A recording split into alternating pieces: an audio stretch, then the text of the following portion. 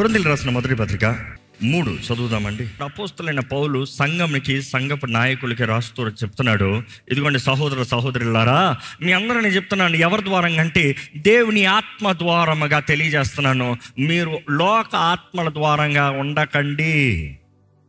పాలు తాగేవాడు పసోడు, పెద్దోడు ఇంకా ఎదిగినోడు adult cannot still survive on milk. చాలదో. ఈరోజు ఇక్కడ ఉన్న మిమ్మల్ని అడుగుతున్నాను, విశ్వాసంలో మీరు ఎంత ఎదిగి ఉన్నారు? విశ్వాసంలో మీరు ఎంత బలం కలిగి ఉన్నారు? విశ్వాసంలో ఎంత స్థిరులుగా ఉన్నారు? How big is your mind?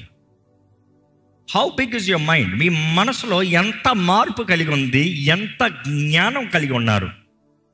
ఎందుకంటే అజ్ఞానం అనేది చాలా భయంకరము. అజ్ఞానంలో ఉన్నవాడు అపవాది ద్వారంగా బంధించబడిన వాడు. అపవాదికి అజ్ఞానులు చూస్తే ఏ మాత్రం బాధ ఉండదు. అజ్ఞానుల జోలికి సోమర జోలికి వెళ్ళడంట. ఎందుకంటే అజ్ఞాని దారి తప్పినోడికి ఎక్కడికి పోవాలో గురి వైపు పోయేవాడిని ఆటంకపరుస్తే ఏదైనా అర్థం ఉంది, కానీ ఆల్రెడీ గురి తెలియక తిరుగుతున్న వాడిని ఆపతంలో ఏమైనా ప్రయోజనం ఉందా? అపవాది ఈరోజు అనేక మంది క్రైస్తవుల జోలికి వెళ్ళట్లేదు, ఎందుకంటే అజ్ఞానంలో ఉన్నవారు. వాళ్ళని చూసుకుంటే వాడికి ఏ బాధ లేదు. ఇంకా నువ్వు ఎప్పటికీ ఎదగలేవు కదా, ఇంకెప్పటికీ బాగుపడవు, ఇంకెప్పటికీ సాధించలేవు, ఇంకెప్పటికీ దేవుని చిత్తాన్ని జరిగించలేవు.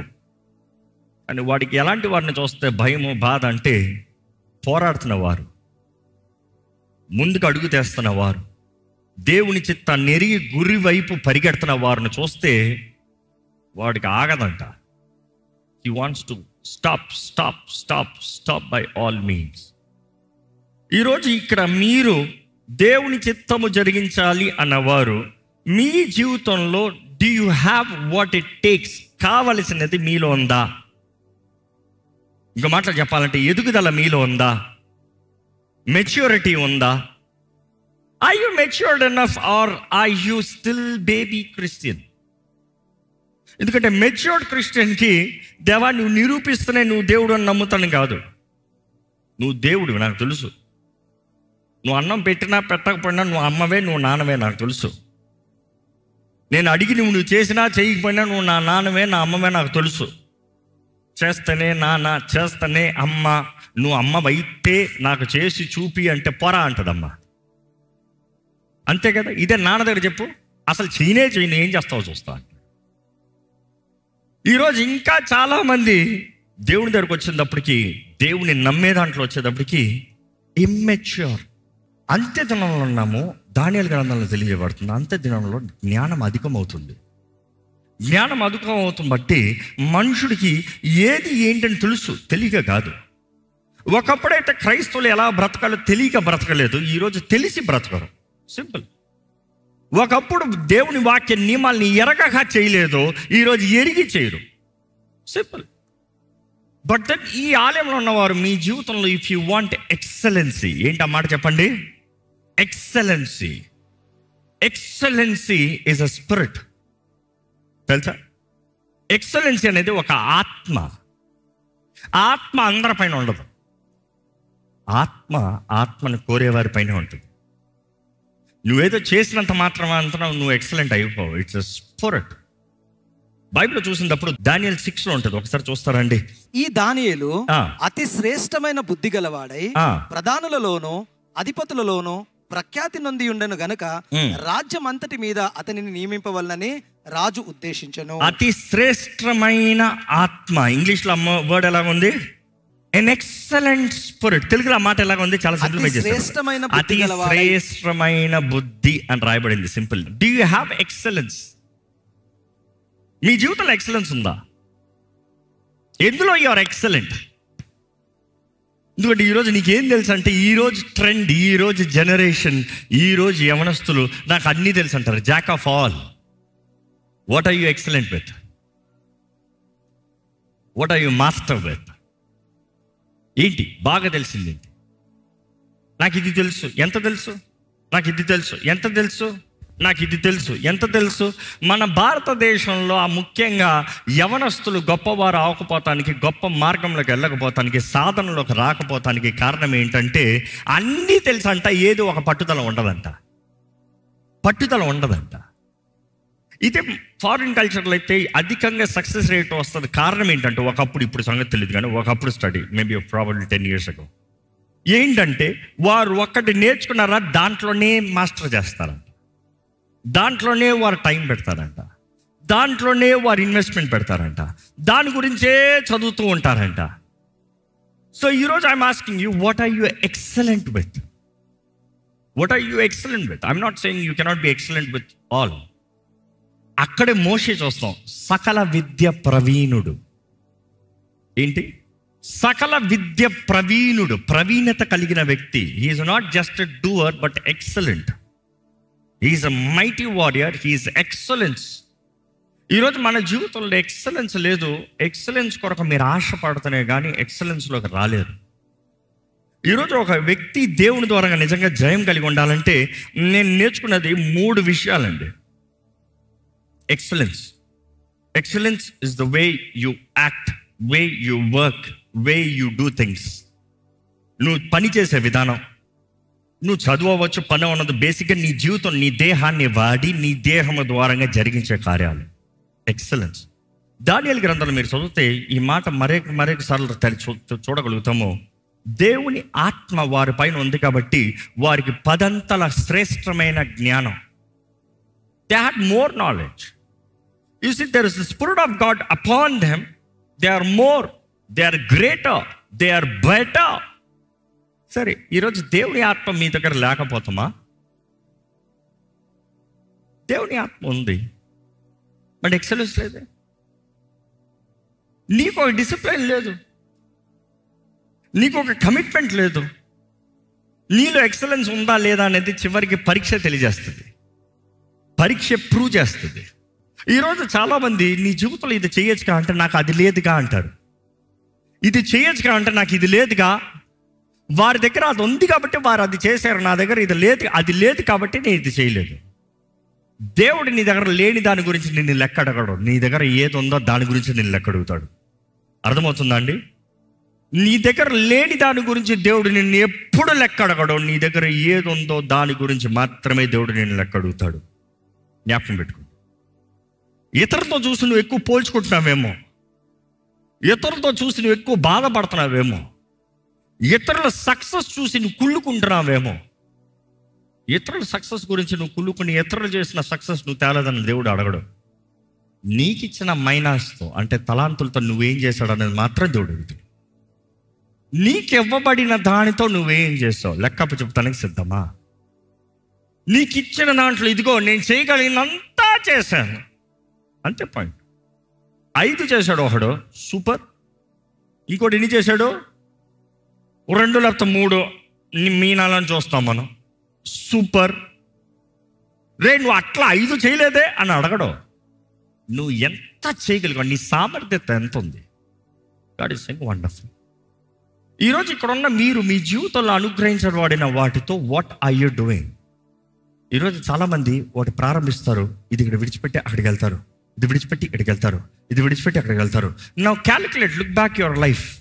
ఇక్కడ ఇన్వెస్ట్ చేసిన టైం అతి విలువైంది. ఇక్కడ ప్రారంభించినప్పుడే నీ లెక్క ఏమైంది? ఇది మానేసావు. ఇక్కడ నుండి నేర్చుకుని ప్రారంభించావా, లేకపోతే కొత్తగా ఏం తెలియదు ప్రారంభించావా? నీ దగ్గర లేనిది నువ్వు ప్రారంభిస్తున్నావంటే నీ జీవితంలో ఎప్పుడు జయం ఉండదు. నీ దగ్గర లేని దాన్ని బట్టి నువ్వు ఎప్పుడన్నా సాధించాలని చూసావో నీకు ఎప్పుడు జయం ఉండదు. ఇప్పుడు నేను కానీ వెంటనే నేను ఒక ఐటీ హబ్ ఓపెన్ చేయాలి, నేను ఐటీ ఆఫీస్ స్టార్ట్ చేయాలంటే I'm full wasting my time. అదే నేను ఒక స్టూడియో ఓపెన్ చేయాలన్నాను అనుకో, very well, because the years of experience I don't have to even start thinking about what is needed. I can tell you, dictate you, do this, done. What is that you have been through life that you can say, this is what I need to do? ఏది నీ excellence, ఏది మీ నైపుణ్యత, ఏది? దేవుడు వాక్యలో చూడాలంటే ఒక వ్యక్తి ఎలాగ ఎక్సలెన్స్లోకి వస్తాడు, ఎక్సలెన్స్లో ఉన్నవాడు ఎలాగ ఎదుగుతాడు. ఈరోజు ఎక్సలెన్స్ కావాల్సిన ఎవరికన్నా సరే ఫస్ట్ కావాల్సింది ఏంటంటే ఎక్స్పోజర్. అనుకుని చూద్దాం,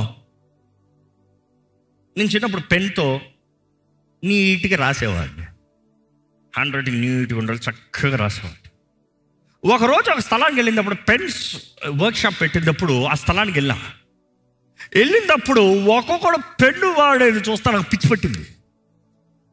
ఒకడు క్యాలిగ్రఫీని ఇట్లా వాడుతున్నాడు, ఒకడు అట్లా వాడుతున్నాడు. నిబ్బు పెన్ను నేను చిన్నప్పుడు రాసేటప్పుడు నిబ్బు ఇరిగిపోతుంది అనే భయంతో రాస్తాం. ఈ క్యాలిగ్రఫీ రాసేవాడు నిబ్బుని నొక్కాల్సినప్పుడు నొక్కుతున్నాడు, ఎత్తాల్సినప్పుడు ఎత్తుతున్నాడు. నొక్కితే లావు అవుతుంది, తెస్తే సన్నమవుతుంది. అది చూసిన తర్వాత నేను మరలా భయపడుతూ నేను రాసేలాగే రాస్తానంటారా? వాడు అట్లా చేశాడు, మనం ట్రై చేసి చూద్దాం. ఏమైంది? నాకు ఎక్స్పోజర్, ఒక ఎక్స్పోజర్ కలిగింది. ఓహో, ఇలా వాడచ్చా, ఇలా చెయ్యొచ్చా, ఇలా బ్రతకచ్చా, ఇది సరా, ఓ ఇలా చేస్తే ఇలా రావచ్చా, ఇదా రిజల్ట్, ఇదా ఆన్సర్, ఇదా ఫ్రూట్, ఇదా మేల్, ఇదా. ఎక్స్పోజర్ లేని వాడు ఎప్పుడు ఎట్లా ఉంటాడంటే ఇదే ప్రపంచమంతా, ఇదే ప్రపంచం అంతా, ఇదే. ఈరోజు యూ నీడ్ ఎక్స్పోజర్. ఈ అవగాహన కలిగినప్పుడు మనుషుడు ధైర్యంగా ఏదైనా చేస్తాడు. అవగాహన లేకపోతామో మనుషుడు జీవితంలో ముందుకు వెళ్ళలేకపోతాము. ఈరోజు నువ్వేమి చేయలేకపోతున్నావు. దేవుడు నీకు ఎన్నో ఇచ్చాడు, నీకు ఎన్నో అనుగ్రహించాడు, ఎన్నో పెట్టాడు, ఎన్నో మేలు చేశాడు, ఎంతో ఆశీర్వాదం ఇచ్చాడు. కానీ నీకు ఏమాత్రం అవగాహన లేదో, ఇది జరగచ్చా, ఇది చెయ్యొచ్చా, ఇలాగ అవుతుందా, నీకు తెలియట్లే. అందుకని నీ జీవితంలో ఏమాత్రం అవగాహన లేకుండా పుట్టినప్పుడు దీవెనతో పుడుతున్నావు, చచ్చినప్పుడు అదే దీవెనతో కప్పెట్టుకుని చేస్తున్నావు. There is no growth. ఈరోజు ఎవరన్నా ఎదగదలుచుకుంటే మొదటిగా వారికి అవగాహన కలగాలి. అవగాహన కలిగిన వాడు ఎవడైనా సరే సవాల్లోకి వస్తాడు. అవగాహన కలిగిన ఎవరికైనా సరే మనసులో నిశ్చయత కలుగుతుంది. వారు చేయగలిగారంటే నేను చేస్తా. Exposure is very important. Exposure is one thing to say, okay ఇది అవ్వచ్చా, ఇది జరిగించచ్చా, ఇది చెయ్యొచ్చా, ఇది ఎస్సా. Second, determination. ఈరోజు మిమ్మల్ని అడుగుతున్నాను, if you don't have determination, God cannot do anything. నీ భాగము లేనిది దేవుడు ఏది చేయలేడు. నీ పట్టుదల లేనిది దేవుడు ఏది జరిగించలేడు. నీలో ఒక స్థిరత్వం లేనిది దేవుని కార్యాలు రుచి చూడలేరు. దేవుడు ఎంతన చేస్తానికి సిద్ధమే, నీలో పట్టుదల ఉన్నంత వరకు. నీవు పట్టావా, దేవుడు నిశ్చయం కార్యం చేస్తాడు. బైబిల్లో చూస్తున్నప్పుడు అపోస్తలుడైన పౌలు అంటాడండి, ఐ సెట్ మై ఐస్, నా కళ్ళుని ఏంటంట గురి వైపుకే పెట్టాను, నా కోర్స్ నేను పరిగెడతానికి సిద్ధం. ఆయన పట్టుదల కలిగి ఉన్నాడు, ఒక లాక్ అయ్యాడు. Yes, achieved it. పట్టుదల లేకపోతే చేస్తామా, లేదంటే కళ్ళు పూసుకుని పడుకునిలే మర్చిపోతాం. ఏమవ్వాలనుకుంటాం? ఇంజనీర్, ఏమవ్వాలనుకుంటా డాక్టర్, ఏమవ్వాలంటే తెలియట్లే, ఏమవ్వాలనుకున్నా ఎప్పటికీ ఏమవ్వం. ఒక పట్టుదల, ఓ పట్టుదల. ద ఎర్లియర్, ఎంత తొందరగా ఒక పట్టుదలతో ప్రారంభిస్తావో అంత తొందరగా సాధిస్తావు. ఈరోజు వయసు కాదు నీ సాధన. ఈరోజు జనరేషన్ తప్పకుండా నిరూపిస్తారు. ఒకప్పుడు అంటారు ముసలోడు అయ్యేటప్పుడు, వృద్ధాపంలోకి వచ్చేటప్పుడు అప్పటికి సక్సెస్. ఈరోజు అంతా 30 సంవత్సరాలకి రిటైర్మెంట్ తీసుకుని జీవితాన్ని ఎంజాయ్ చేసేవాళ్ళు ఉన్నారు. తెలుసా మీకు? 30 సంవత్సరాలు బిలియనర్స్ అయిపోయి రిటైర్మెంట్ తీసుకుని, నాకు ఇక డబ్బులు అక్కర్లేదు, నా తరాలకి కావాల్సినంత డబ్బులు ఉన్నాయి, నేను రిలాక్స్ అవుతున్నాను లైఫ్ని అంటారు. అంటే ఏం చేస్తారు? పట్టుదలతో సాధించాల్సిన కొట్టుబడి వెళ్ళిపోయాడు అంతే. What he wanted become, he has become. ఎప్పుడు ప్రారంభించాను అడగండి, 12 సంవత్సరాలు ప్రారంభించాను అంటాడు, 13 సంవత్సరాలు ప్రారంభించాను అంటాడు. ఈరోజు 30 సంవత్సరాలు వచ్చింది, ఏం చేయాలో తెలియదు అంటారు. ఎప్పుడు సాధిస్తావు? ఈరోజు మన విశ్వాసాలు చూడండి, 30 సంవత్సరాలు ఏం చేస్తామంటే, ఏం చేయాలో ఆలోచిస్తున్నాను, దేవుడి చిత్తం కొరకు వెతుకుతున్నాను. చాలామంది నా దగ్గర వచ్చి దేవుని చిత్తం పాడతాను నేను అంటాను. ఫస్ట్ తల్లి గర్భంలోనే దేవుడు తన చిత్తం నీ పట్ల ఎరుకున్నాడు. జనములకు ప్రవక్తగా నేను నిన్ను నిర్ణయించున్నాను. ఇర్మియా గ్రంథంలో తెలియజేయబడుతుంది 1:4-5. నువ్వు తల్లి గర్భంలో రూపించబడతా ముందని నేను నిన్ను ఎరిగి ఉన్నాను. ఐ హావ్ ఆర్డైన్డ్ యూ, నేను నిర్ణయించాను. నువ్వు అడగలే, ఇప్పుడు అడుగుతాను అంటున్నావు. 35 సంవత్సరాలు నీ లైఫ్లో వేస్ట్ చేసిన తర్వాత ఇంకో 10 సంవత్సరాలు మహాబలం ఉంటే అప్పుడు చేద్దాం అంటున్నాడు. 35 సంవత్సరాలు చేయనోడు 10 సంవత్సరాలు చేస్తాడు నమ్మాలా? నో. ఈరోజు ఎంతో మంది ఒక డిటర్మినేషన్, ఒక పట్టుదల లేదు. చివరి చెప్పాలంటే డిసిప్లిన్, క్రమశిక్షణ లేని జీవితము దరిద్రతనే పొందుకుంటుంది. సామెతల గ్రంథంలో చాలా చూస్తాం. సోమరివాడు దరిద్రత, సోమరివాడు అంటే క్రమశిక్షణ లేనివాడు. A lazy man is never disciplined. A disciplined man is never lazy. రెండు జస్ట్ ఆపోజిట్. దరిద్రత ఎవరికి వస్తుంది? డిసిప్లైన్ కలిగిన వాడికి కాదు, సోమరుడికే వస్తుంది. చేయవలసిన సమయంలో చేయవలసిన పనిని చేసేవాడికి దరిద్రత రాదు, ఏ కాలమైనా ఏ సమయమైనా. కానీ సోమరుడికి ఎంత మంచి రోజైనా కూడా దరిద్రత ముందే ఉంటుంది. If you are experiencing that kind of dirty life, it is because you don't have discipline. చెయ్యి, టేకప్ యువర్ క్రాస్. నీ సిలువ ఎత్తుకుని అనుదినం నన్ను వెంబడించు. తన్ను తాను ఉపేక్షించుకోవాలి. Deny yourself daily, carry your cross. Deny చేయాల్సింది నువ్వే, అది డిసిప్లైన్. ఎందుకంటే డినైయింగ్ ఇస్ డిసిప్లైన్. తినద్దు అని చెప్తాం డిసిప్లైన్, వద్దు అని చెప్తాం డిసిప్లైన్. తింటే ఏమైపోతాడంట?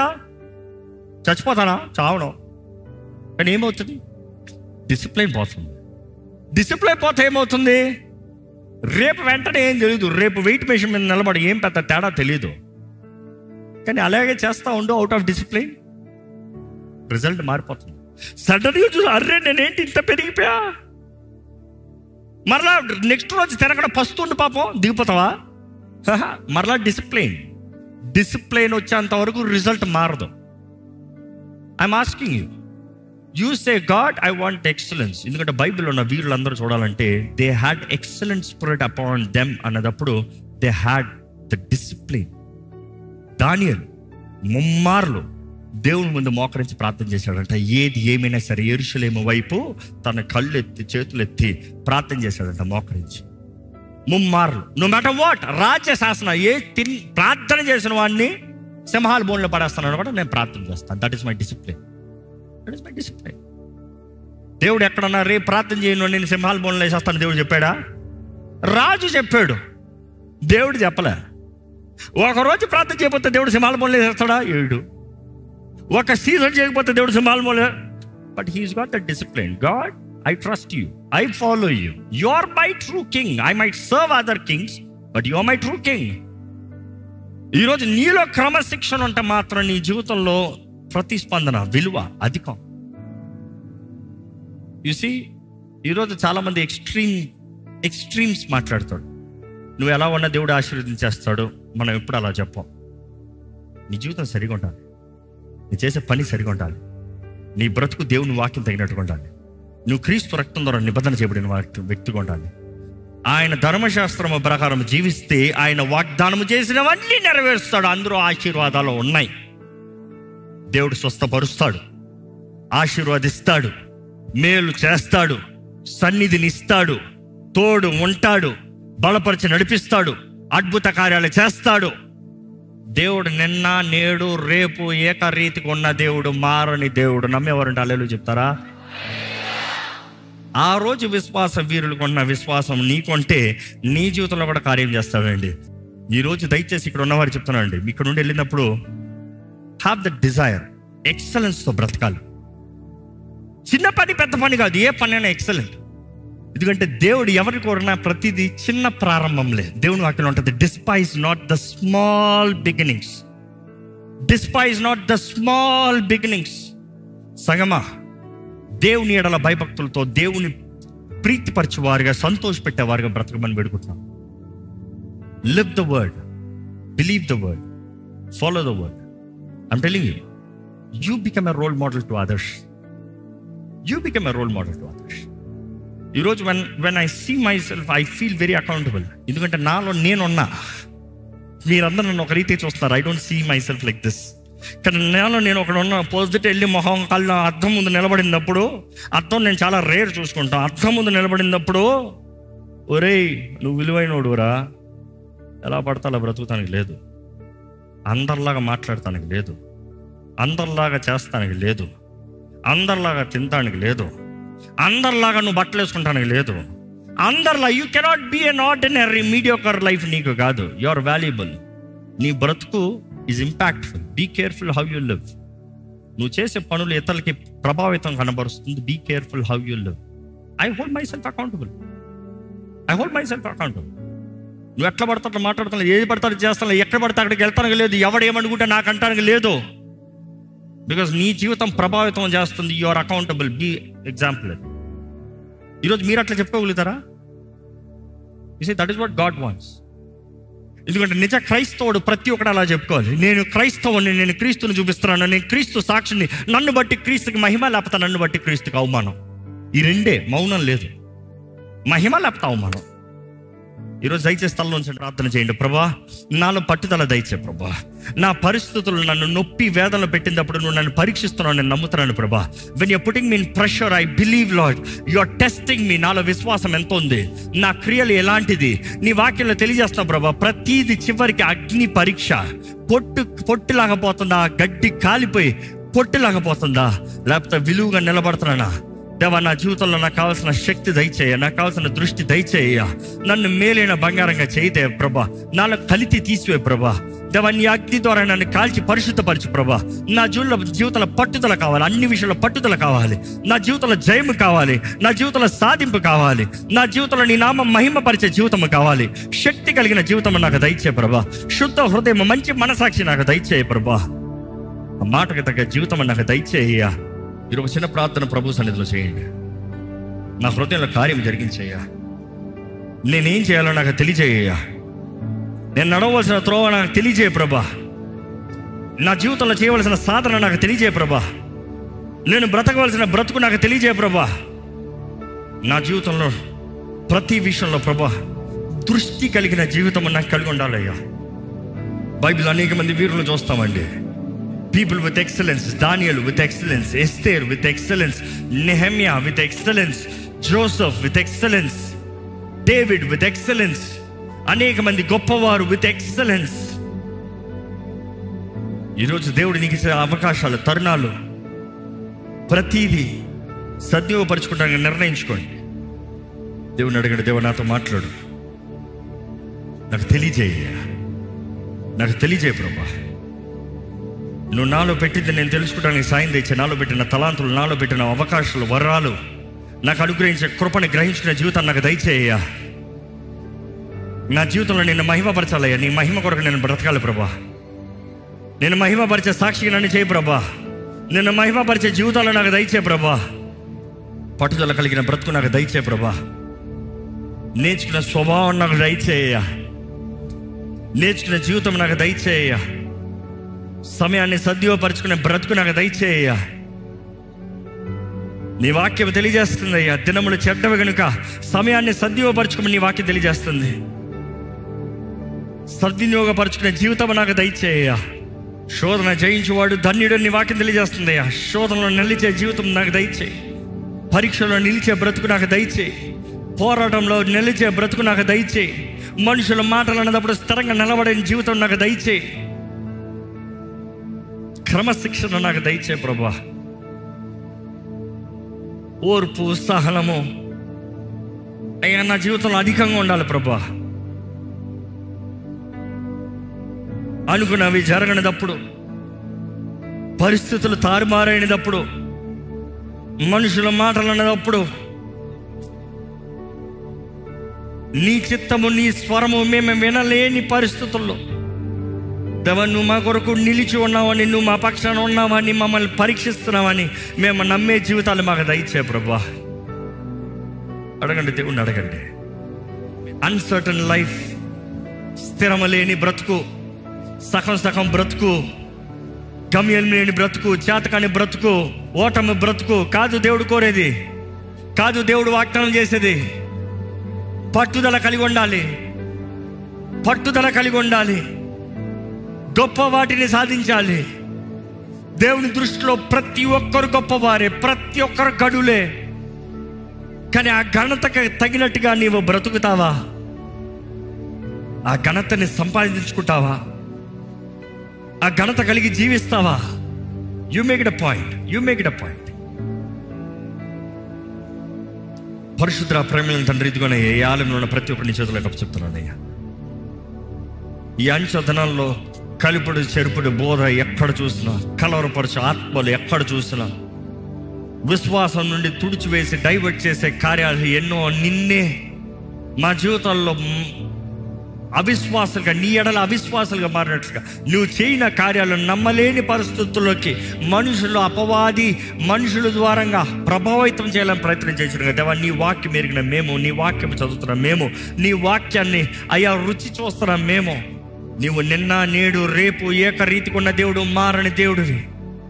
నువ్వు ఈరోజు కూడా అద్భుతాలు చేసే దేవుడివి, స్వస్థపరిచే దేవుడివి, జయం ఇచ్చే దేవుడివి, విమోచన ఇచ్చే దేవుడివి, స్పష్టత ఇచ్చే దేవుడివి, మాట్లాడే దేవుడివి, దర్శనాలు ఇచ్చే దేవుడివి, బలపరిచి నడిపించి ఆశ్చర్య సహాయం ఇచ్చే దేవుడివి, మా ముందు తలుపు తెరవగలిగిన దేవుడివి.